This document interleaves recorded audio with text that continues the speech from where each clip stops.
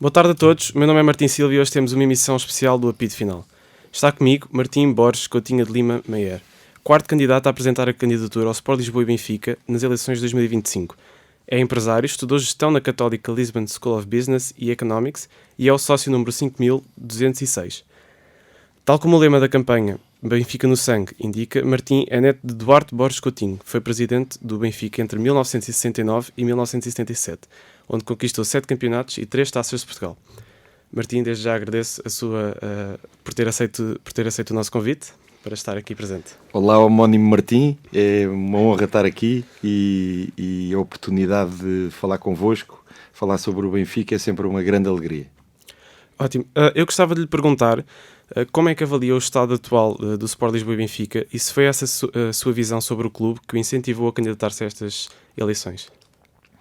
É o cruzamento de duas coisas, o que está na base da minha candidatura, do estado do clube e daquilo que eu entendo que é possível de melhorar drasticamente e ao mesmo tempo de ter tido a consciência de que posso ser útil ao clube com a minha competência e com a experiência que adquiri ao longo da minha vida profissional, as pessoas que conheci com experiência e competências complementares e que, portanto, acabaria por ser uma cobardia não vir a jogo, acabaria por não haver motivo para não vir fazer esta proposta aos sócios, que é uma proposta de valor, é uma proposta em grande, é uma proposta à Benfica.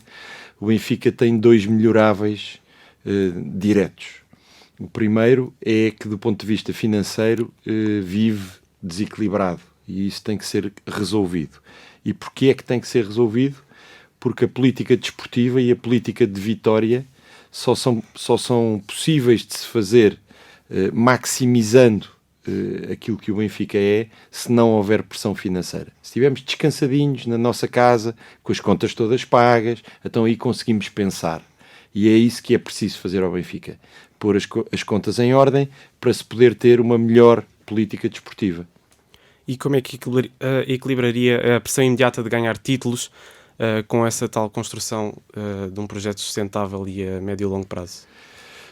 A pressão imediata de ganhar títulos acontece, sabes desde que ano, Martim? 1904. Desde que entramos pela primeira vez em campo que essa pressão existe. Isto é o Benfica, joga sempre para ganhar em qualquer parte do mundo, em qualquer modalidade, contra quem quer que seja.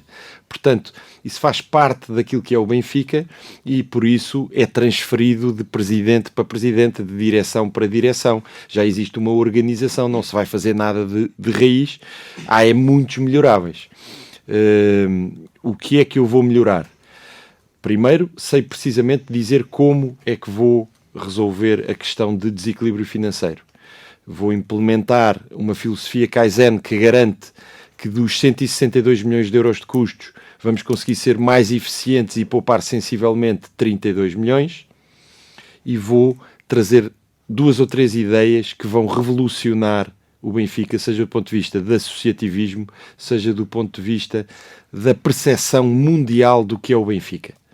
O primeiro é o programa Benfica Global.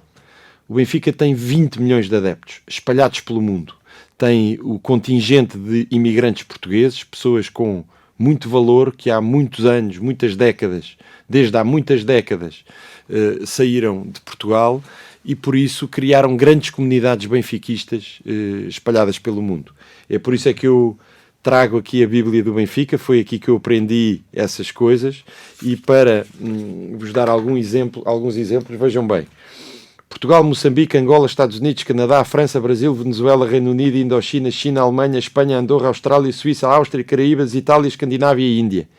Há benfiquistas em todos estes países, mas não são benfiquistas como alguns chineses que agora ganham o PSG e são do PSG e para o ano são de outro. São benfiquistas que acordaram no primeiro dia em que nasceram do Benfica e vão até à cova a ser do Benfica. Portanto, isto tem um potencial inesgotável. Vocês imaginem que pensam aqui em comunicação, porque é que o clube não comunica isto? Porque é que não comunica com estes sócios? Porque é que não faz todos os que estão na Índia saberem que há benfiquistas em Angola e todos os que estão em Portugal saber que há benfiquistas e muitos nas Caraíbas? Nunca ninguém fala disto. E, portanto, comunicar é absolutamente fundamental. Comunicar para que o clube tenha mais peso, mas comunicar porque estas pessoas que são convictos e fervorosos adeptos do Benfica, como qualquer adepto, gosta de gastar dinheiro com o seu clube. Gosta de comprar um cascol, gosta de comprar uma camisola com o nome do jogador da época. E há muito a fazer à volta disto e à volta daquilo que é a coluna do Benfica, que é a formação desportiva e a competição desportiva. Por isso nós temos um programa que se chama Benfica Global e que vai ter em Angola e em Moçambique, onde existem 4 milhões e meio de benfiquistas em cada país, vai arrancar com 2 iniciativas muito divertidas e que vão aproximar muito os benfiquistas destas zonas. Vamos criar em Maputo o Estádio Eusébio, onde vamos transmitir os jogos da mesma maneira como vocês vão ver às fanzones em Lisboa, os europeus ou os mundiais de futebol. Nós vamos criar isso em Maputo para os jogos do Benfica. E vamos criar isso em Luanda para os jogos do Benfica. E vamos lançar um cartão de sócio, Benfica Moçambique e Benfica Angola, que iremos propor que seja feito por $1 a $2 por mês. Ainda não sabemos exatamente o preço, mas estará neste intervalo. E que irá dar acesso a estes benfiquistas ao fanzone.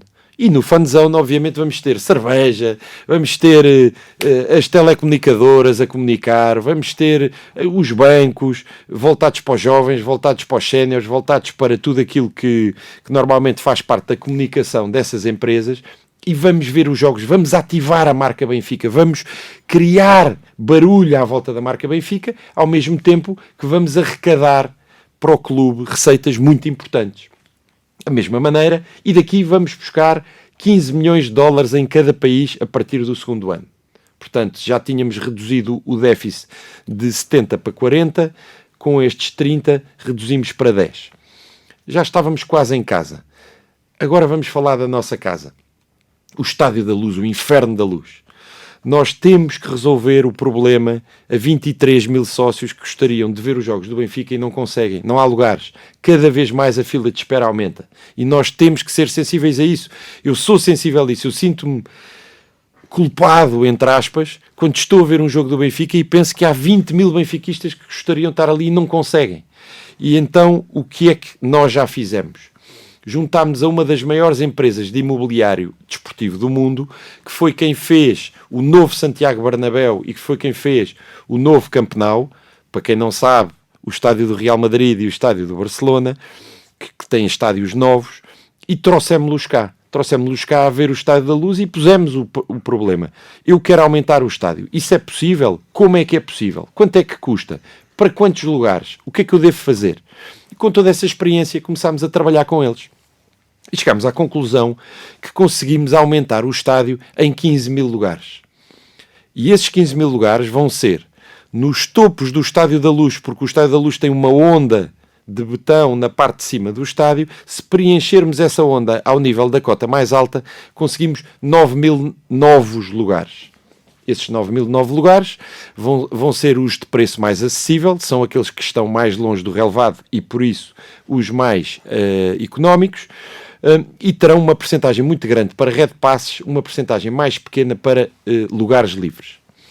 Além disso, vamos fazer junto à área corporate, que é entre o primeiro piso e o segundo piso, um acrescento de 2 filas, sem que se tape a visibilidade da fila mais alta do andar de baixo, do piso 1, e vamos conseguir, tudo à volta do estádio, criar 6 mil novos lugares corporate. Estes lugares corporate têm muito valor, são os melhores lugares do estádio. E, portanto, têm sempre associado a parte de hospitality, o poder almoçar ou jantar antes do jogo, o poder conviver com outros sócios e poder estar nesta zona, a chamada VIP, onde, mais do que o jogo, existe também comes e bebes. E diversão. E muitas vezes está lá a Águia Vitória. É possível tirar uma foto com a Águia Vitória. Estão muitas vezes grandes figuras do passado do Benfica. Portanto, tem toda uma experiência que vale dinheiro. E as pessoas pagam por isso. E não só pessoas, como empresas. E, portanto, esses lugares são lugares muito valiosos que valem por época 5 mil euros. Ora, de 6 mil lugares a 5 mil euros e 9 mil lugares a menos de 300 euros, nós conseguimos um aumento de receitas de mais de 30 milhões de euros e conseguimos, ao mesmo tempo, passar a ser, outra vez, um estádio de topo na Europa. Ficamos atrás do Wembley e ficamos atrás de Camp Nou, passamos a ser, com 83 mil lugares, o terceiro maior estádio da Europa. Portanto, com isso e com essa receita, mesmo com uma amortização do investimento necessário que ronda a casa dos 80 milhões, com receitas de mais de 30 milhões de euros por ano, vamos muito facilmente amortizar isso a 10 anos e desde o primeiro ano que libertamos dinheiro suficiente para resolver esse déficit. Ok, temos as contas em dia. Sim, senhora. Então agora vamos pensar em futebol. O que é que falta no futebol do Benfica? O que é que há no futebol do Benfica? E o que é que se pode fazer de melhor? Em primeiro lugar, já sabemos que não temos que vender o João Neves para os amigos a seguir irem lá vê-lo jogar e ganhar uma final da Champions. Esses jogadores vão estar todos connosco no Benfica com o manto sagrado a defender as cores do Benfica. E porquê? Porque não precisamos urgentemente de dinheiro. E por isso a filosofia de futebol e a aproximação àquilo que queremos que seja o futebol do Benfica é esta. Nós temos grande formação de jogadores, temos conhecimento, temos infraestrutura, temos cultura, os miúdos jogam futebol desde o dia em que nascem, portanto, somos grandes formadores de jogadores, como já sabemos. Então vamos criar aqui alguém que olhe para a equipa principal e que fale com o treinador da equipa principal, mas que olhe também para a formação e que desde os sub-13 ponha o futebol do Benfica a ser jogado com a mesma identidade, com o mesmo formato, com o mesmo modelo.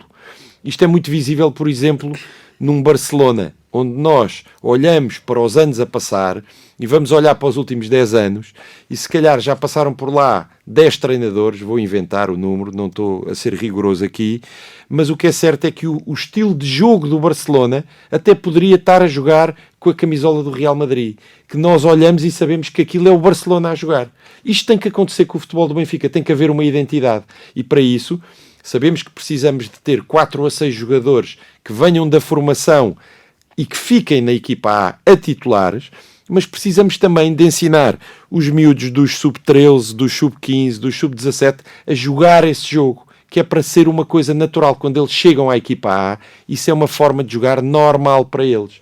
E este diretor-geral que eu vou trazer vai interagir com o José Mourinho, vai interagir com o Mário Branco, que é o diretor de futebol, e vai conseguir criar esta coesão, esta linha de futebol, de modelo de jogo de futebol do Benfica, que vai beneficiar muito o clube. Portanto, é para aqui que eu estou virado. Não estou virado para criar instabilidade, a dizer que vou trazer outro treinador.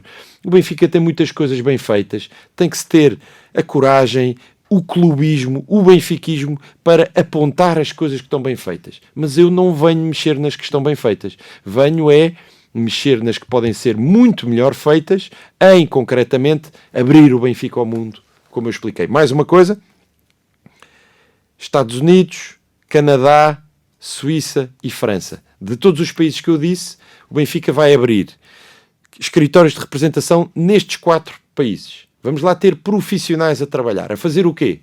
A estudarem os dados de cada uma destas comunidades benfiquistas. Sabemos que são grandes, sabemos que são mais de 100 mil pessoas que existem do Benfica nestas zonas e, portanto, vamos saber quem eles são. Vamos saber se são velhos, se são novos, se gostam de futebol, se gostam de basquete, se gostam de uma atividade extracurricular desportiva de manhã ou ao fim do dia.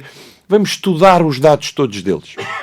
E a seguir, juntamente com algo extraordinário, que do ponto de vista social e cultural é um fenómeno comovente, vocês deviam conhecer as casas do Benfica pelo mundo inteiro, que são demonstrações de grande benfiquismo, de pessoas normalmente muito bem-sucedidas profissionalmente, que depois retribuem o seu sucesso através de abrir casas para servir o Benfica e servir os sócios do Benfica, são os pontos ideais para nós abrirmos escolas de formação.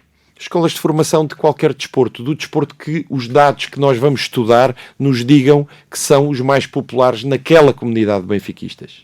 Pode ser uma coisa tão exótica, vejam bem, como o Benfica chegar à conclusão que dos 150 mil benfiquistas que vivem em Toronto, o que eles gostam lá é de hóquei no gelo.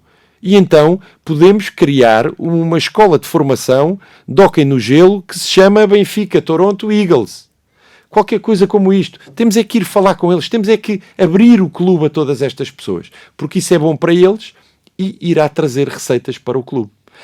Uma coisa mais próxima do que nós conhecemos, por exemplo, na Suíça e em França, onde se vive o futebol como se vive em Portugal, é muito fácil perceber que nós poderíamos ter um clube satélite do Benfica na Suíça, por exemplo, e ter o Benfica de Geneva ou o Benfica de Zurique, porque depois de conhecermos os dados e perceber que temos lá 50 ou 60 mil benfiquistas que não podem vir ao Estádio da Luz, talvez se tiverem um clube que vista o seu manto sagrado e que equipa a Benfica e que ainda possa vir a receber os muitos jogadores do universo Benfica para jogarem nessa equipa, essas pessoas conseguirão viver o Benfica de outra forma e até terão apetência por ser sócios desse possível clube. E, portanto, há tudo isto para fazer. Tem muito a ver com comunicação, tem muito a ver com o que vocês aqui estudam. Eu acho que vai ser um grande sucesso. Acho que vai-se perceber que isto já estava para fazer há mais tempo e alguém não o fez na altura que devia ser feito, mas agora eu vou fazer e vai de facto daqui a uns anos ser um exemplo daquilo que é um clube. Muito bem. Falou aí de um tópico que eu queria abordar, do treinador. José Mourinho, como se sabe, tem apenas 2 anos de contrato e queria lhe perguntar se para criar essa tal identidade do clube seria necessário um treinador com um contrato mais longo e que se mantivesse mais tempo no Benfica, ou se José Mourinho seria o seu treinador. Martim, não se podem assinar contratos longos. Eu vou explicar porquê. A pressão que existe em cima de um treinador e de um diretor de futebol é de curto prazo. É ganho o jogo amanhã, ganho o jogo para a semana, consigo atingir resultados. Nós temos que ser pragmáticos. Tem que haver uma identidade no futebol do Benfica, mas a pressão de curto prazo existe, os adeptos exigem-no, o Benfica é um clube exigente e a qualquer momento, como se viu muito recentemente, foi efetivamente necessário deixar sair ou despedir Bruno Lage por causa dos resultados e trazer outra pessoa. Agora imagina o que é financeiramente eu ter que tomar a decisão de despedir um treinador que eu tinha muitas expectativas que conseguisse ser o treinador certo para um determinado momento da vida do Benfica, mas isso não aconteceu e não foi bem sucedido. Então eu vou ter que estar a pagar-lhe uma cláusula indenizatória altamente penalizadora para as finanças do clube e vou estar a despender dinheiro gratuitamente, e este dinheiro é dinheiro dos sócios. Portanto, há que ser muito prudente na forma como se contratualiza quer equipas técnicas, quer jogadores. E por isso, eu sou muito mais a favor de contratos que tenham curta duração e contratos que tenham uma componente variável dependente da performance elevada. É assim que alinhamos interesses. É assim que temos a certeza que estamos todos a remar na mesma direção. E por isso eu irei transversalmente implementar esta filosofia.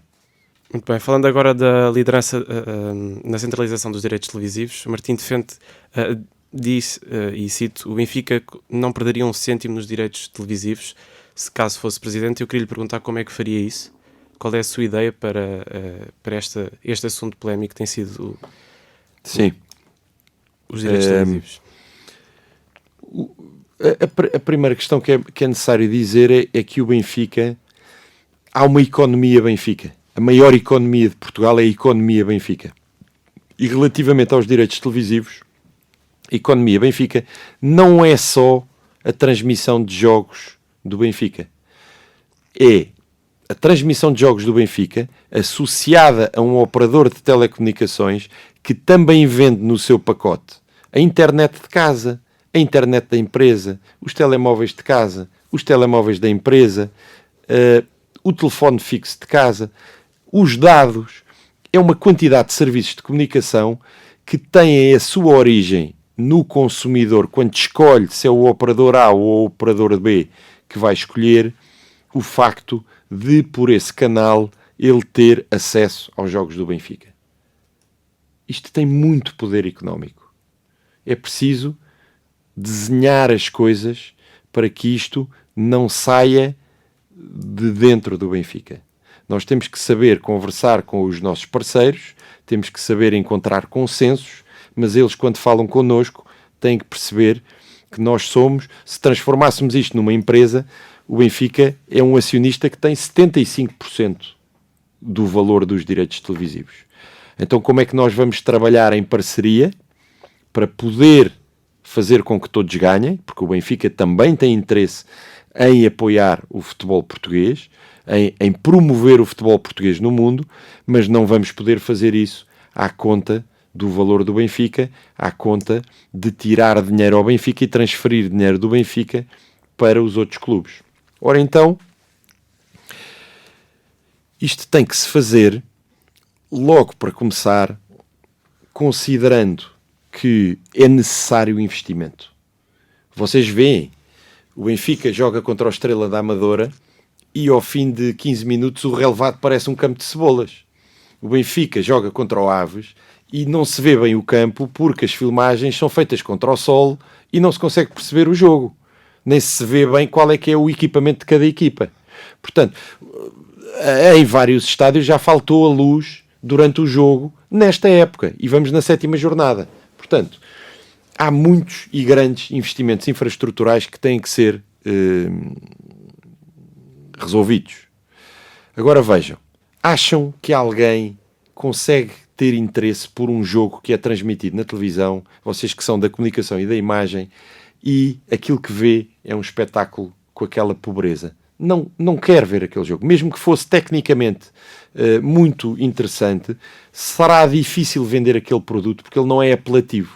E, portanto, é preciso, primeiro do que tudo, investir na infraestrutura para tornar a infraestrutura e a imagem na televisão, o produto televisivo, padronizado e apelativo. Ora, temos que fazer aqui uma divisão.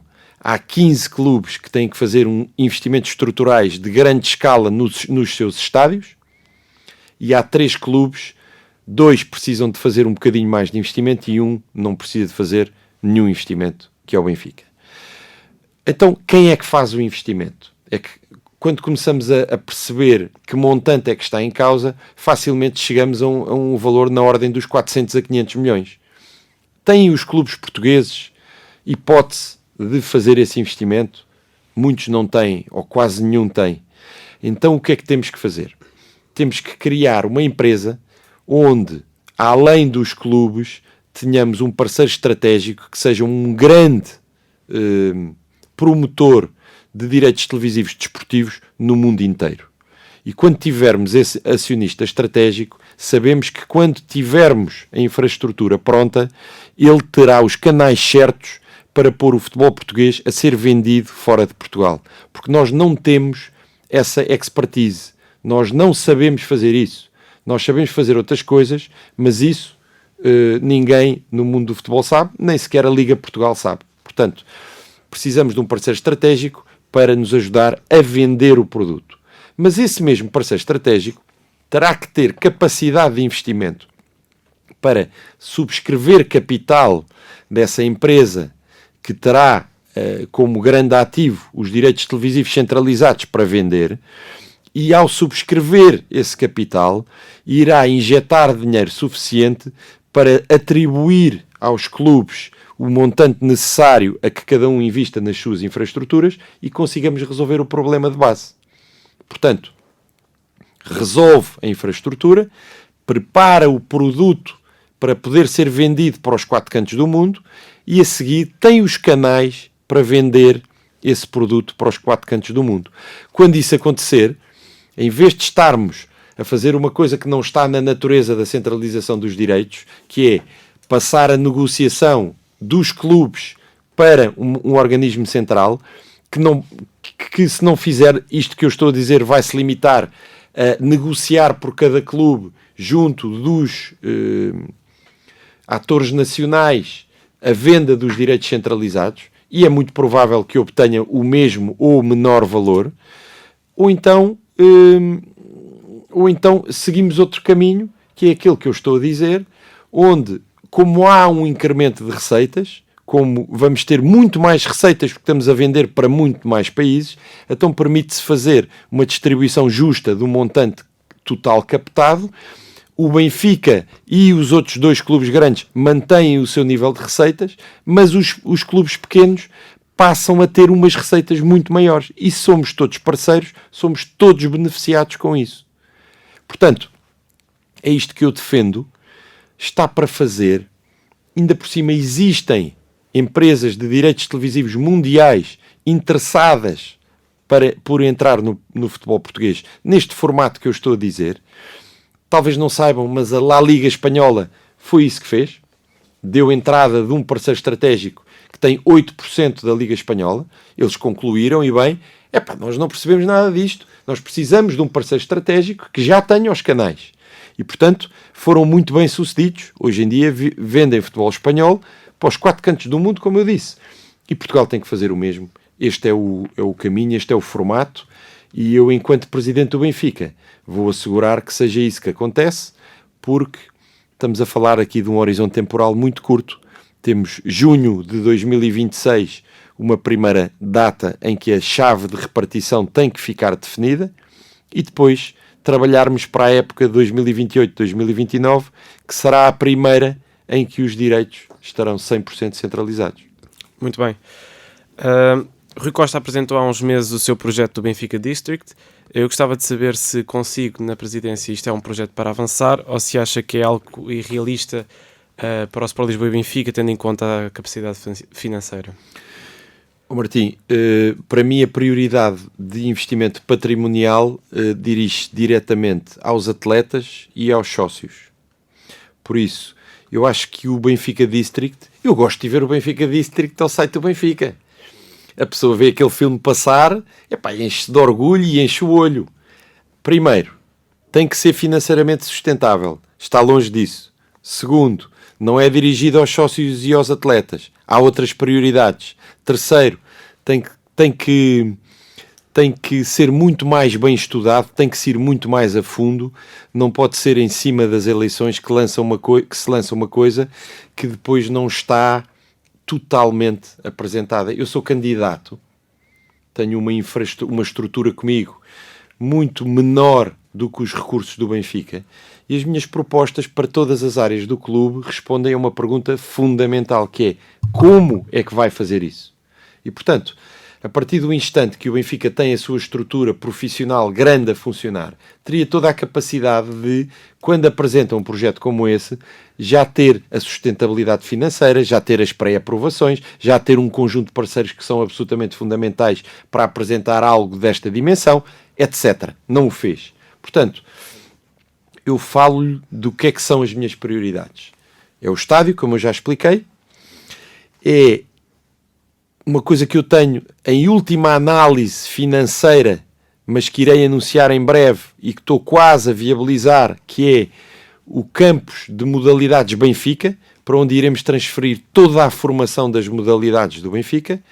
E, por último, olhar para o Seixal e melhorar o Seixal. E o Seixal tem 2 grandes melhoráveis. É uma boa obra. Vamos louvar aquilo que foi feito no passado. É uma boa obra o Seixal. É das melhores academias de futebol do mundo. Palmas a quem conseguiu fazer isso. Eu não sou um candidato que destrói para se sobressair. Não é essa a maneira como eu olho para o Benfica. Mas hoje olhamos para o Seixal e percebemos que ele parou no tempo e que é necessário aqui uma evolução. Para além disso, temos o futebol feminino. O futebol feminino passou para a SAD, vai crescer e precisa de atenção. Então, o que é que eu proponho? Primeiro, muitos sócios gostariam e simpatizantes gostariam de visitar o Seixal e não têm essa oportunidade. Porque é divertido ir ver o ambiente onde os cromos de quem nós gostamos treinam e onde convivem e onde almoçam e onde os departamentos médicos, o de medição de performance, todo esse aparato que está muitíssimo bem feito. Então, qual é que é a minha ideia? juntamente com essa vontade dos sócios, nós precisamos de criar aqui também uma identidade para o futebol feminino. E não tenhamos ilusões, o Estádio da Luz é demasiado grande para os adeptos que arrastam o futebol feminino. Então vamos criar no Seixal um campo principal de futebol que irá ser o inferno da luz do futebol feminino. É preciso fazer esse novo estádio. O atual estádio principal do Seixal tem demasiados jogos, portanto está-se a degradar, e então vamos aproveitar tudo isto e vamos fazer um novo estádio principal onde irão acontecer todos os jogos do futebol feminino. E vamos, junto dos sócios, convidar os sócios para vir visitar o Seixal quando for os jogos do futebol feminino. E vamos puxar mais gente para o futebol feminino, vamos criar uma identidade no futebol feminino e vamos dar oportunidade aos sócios para vir visitarem o Seixal e ao mesmo tempo assistirem ao futebol feminino. Eu acho que isto é uma receita vencedora e tem tudo para correr bem. Em cima disto, 2 melhoráveis ainda no Seixal. Faltam-nos 4 campos de treino, é necessário aumentar o número de campos de treino. E, além disso, falta-nos algo que alguns dos nossos rivais estão a tentar ultrapassar-nos. E que é o quê? Além da componente de desenvolvimento técnico e de performance dos miúdos que estão no Seixal, há 2 vertentes da vida de todos nós muito importantes. Uma delas é a nossa família. Outra delas é a parte académica. Na nossa família, nós precisamos de estar com a nossa família e precisamos de quem nos ajude a formar o nosso caráter. O Benfica não tem solução para isso. Temos que criar um conjunto de apart-hotéis de curta duração para que, em particular nos escalões mais novos, nos sub-13, nos sub-15, nos sub-17, estes atletas que saem de casa porque eles viviam noutras zonas e ficam ali sozinhos, possam receber recorrentemente os seus pais, a sua família, e possam passar ali com eles 2 ou 3 ou até uma semana. Isto faz uma grande diferença. Transforma.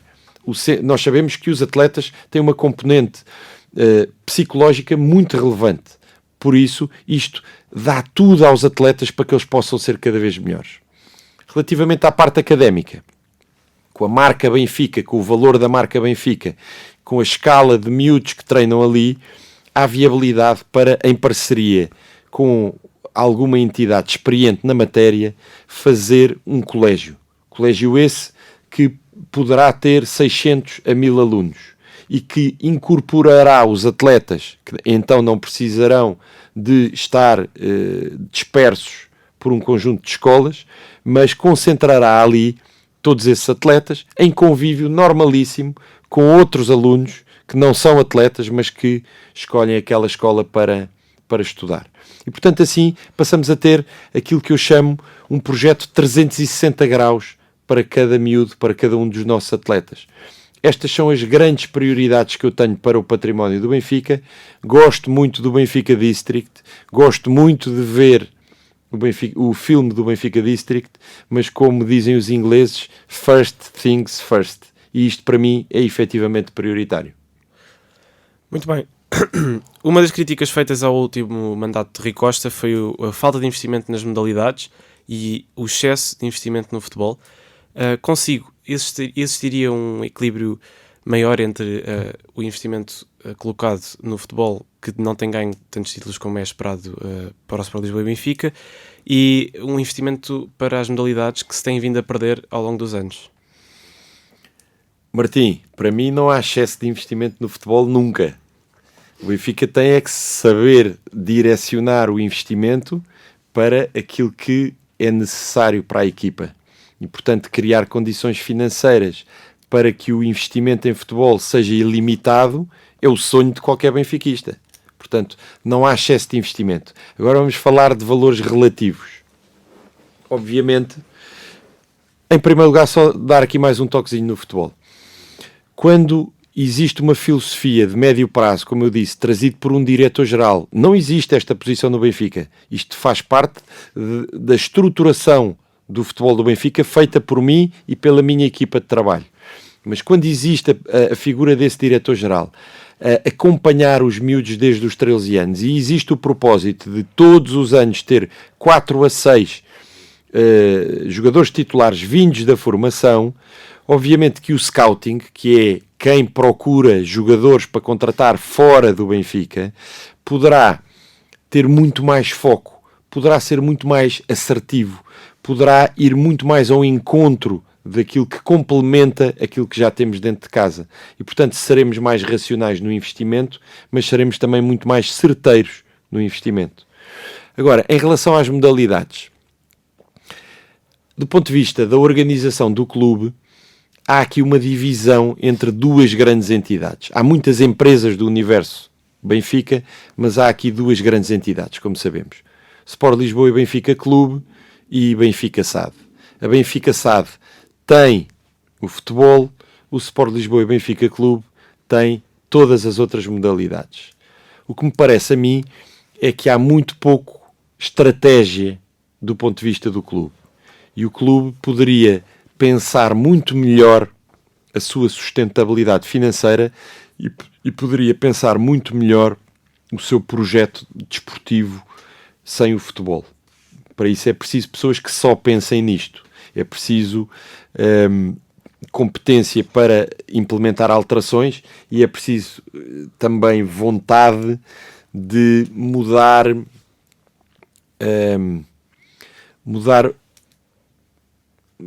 a forma mudar aquilo em que nós nos baseamos para tomar decisões. Do que é que eu estou a falar?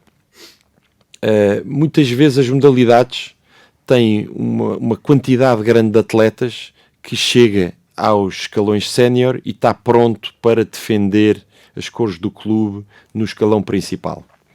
E aquilo que nós assistimos é que há uma parte grande destes atletas que acabam por sair nessa fase do Benfica e que são substituídos por atletas que são contratados fora. Ainda por cima são contratados a, entre aspas, peso de ouro, acima do que os nossos concorrentes, os nossos rivais contratam. E portanto isso cria o espírito errado. Primeiro, as equipas não têm a identidade que deviam.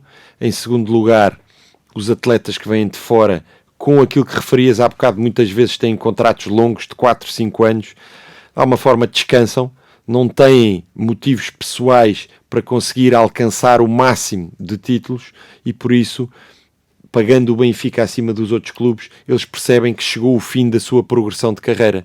E isso é fatal para o desempenho, é fatal para a performance. Portanto, o que é que nós temos que fazer? Temos que ter uma estratégia para as modalidades, que é o mesmo do que dizer temos que ter uma estratégia para o clube Sport Lisboa e Benfica. E essa estratégia deve passar, quanto a mim, primeiro, por melhorar a infraestrutura, por isso é que eu quero fazer o Benfica Campos Modalidades, porque isso é melhorável. O Benfica tem a sua infraestrutura de formação espalhada por pavilhões e campos por Lisboa inteira, e há situações onde é preciso fazer investimento que as condições não são as melhores, há situações onde equipas e desportos que deveriam treinar no mesmo local são divididos de localização para localização porque não conseguem ter dimensão para tudo. Há aqui uma quantidade de situações que dificultam o desenvolvimento das modalidades e do ponto de vista de infraestrutura tem que se atacar isso rapidamente. Por isso é que eu entendo que é mesmo importante e prioritário fazer o Campus Benfica Modalidades. Mas tudo o resto o Benfica tem como ninguém. Tem conhecimento técnico, tem infraestruturas dirigidas ao conforto e performance dos atletas, tem ótimos plantéis, porque somos um clube muito grande e que gera talento recorrentemente, e por isso aquilo que tem que fazer é criar condições para jogar ao máximo com os seus atletas e priorizar jogar no escalão sénior com todos os seus atletas, e quando vai ter que contratar fora, que obviamente haverá recorrentemente exceções onde isso terá que acontecer, a forma como contrata tem que ser diferente. E quanto a mim tem que ser diferente como? Em vez de assinar contratos acima do mercado por prazos longos, tem que assinar contratos mais curtos com um valor que esteja em linha com o mercado. mas depois dizendo o seguinte: tu, se quiseres vir para o Benfica, vais ter uma grande probabilidade de ganhar. Nós somos o maior clube. Nós somos o clube onde está reunido mais talento. E, portanto, vais ter o mesmo ordenado. Mas, quando ganhares títulos, vais ter bónus. Vais ter um variável. E, mais uma vez aí, Martim, temos os atletas a esforçarem-se ao máximo, focados na vitória. Nós pagamos-lhes para eles trabalharem e para eles terem o máximo desempenho, e eles pagam-nos com títulos, que é o que todos os sócios querem. Portanto, assim, em termos de ideias de fundo, é o que eu vejo como sendo mais importante. Há muito a dizer, as modalidades é algo muito complexo e profundo, e há grandes diferenças de modalidade para modalidade, mas em termos de ideias gerais, estas são as principais, e eu acho que irá fazer uma grande diferença para o clube. Muito bem, para terminar, gostava de lhe perguntar se... Já terminar? Já terminar. Já estamos a ficar sem tempo. Se está relaxado para dia 25 ou se já está a ter dificuldades em dormir à espera do dia? Martim, isto está-me a dar um gozo que eu não consigo descrever. Eu estive tanto tempo a preparar-me para isto que, chegando o momento de executar, chegando o momento de vir trazer a minha proposta para os sócios, é algo efetivamente motivante, profundamente motivante.